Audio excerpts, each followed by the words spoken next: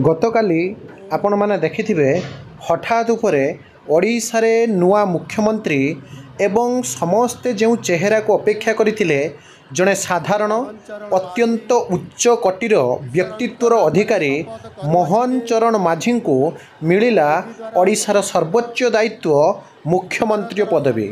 तेबे मुख्यमंत्री भाव में शपथ पाठ करने पूर्वर मध्य सारा ओडिशा देखिछि साधारण जनता विषय रे से केमिति सचेतन अछंती निज कर्म रे सर्वदा तत्परता प्रकाश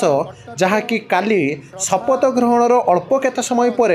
कैबिनेट बैठक डाकी हठात उपरे भक्त मानक पई चारोटी जाक सिंहद्वार खोलीदेवा बा सिंहद्वार सांग को अन्य तीनोटी द्वार जहाँकि भक्त मानक पई खोलिबा ता सहित जो सुभद्र योजना हो पारे धानर एमएसपी वृद्धि हो पारे सबू को से गुरुत्व देले। एवं विशेषकर जदि आपण माने देखिबे भारतीय जनता पार्टी सरकार आसीबा परे जो सबू भी निर्वाचन इस्ताहार बा निर्वाचन जीतिबा परे प्रतिश्रुति देइथिले ताहा पालन को नहीं मध्य समस्त नेता माने गणमाध्यम को प्रत्युत्तर भी देइथिले एवं हठात उपरे आपण माने देखिबे काम आरंभ मध्य कले। किंतु काली मुख्यमंत्री हेबा पूर्वरु जेतेबेले घोषणा हैला तांकर धर्मपत्नी हुंतु किंबा निजर पुओ हुंतु बापा केते भलो केते निरीह से कथा मध्य आमे समस्ते देखिछु एवं मुखमंडल स्पष्ट भाव में विद्यमान हो पारुछि जे केड़े उच्च कोटीर उच्च व्यक्तित्वधारी मुख्यमंत्री हेउछंती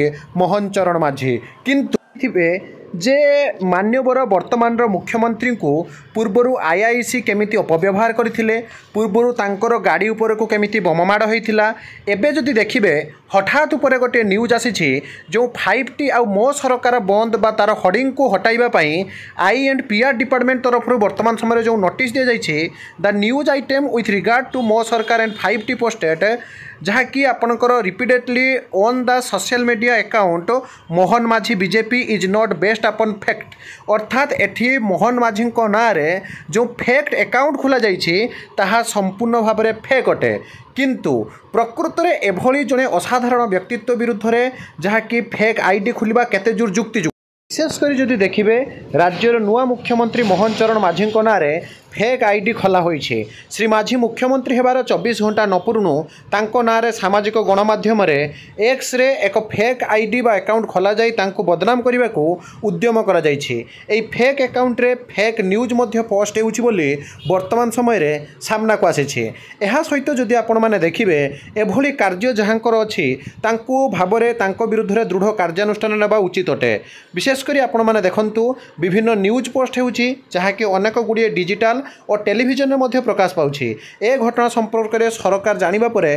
स्पष्टीकरण मध्य रखिछंती किंतु जे दोषी तांको कार्यानुष्ठान मिलिबा निहाती आवश्यक।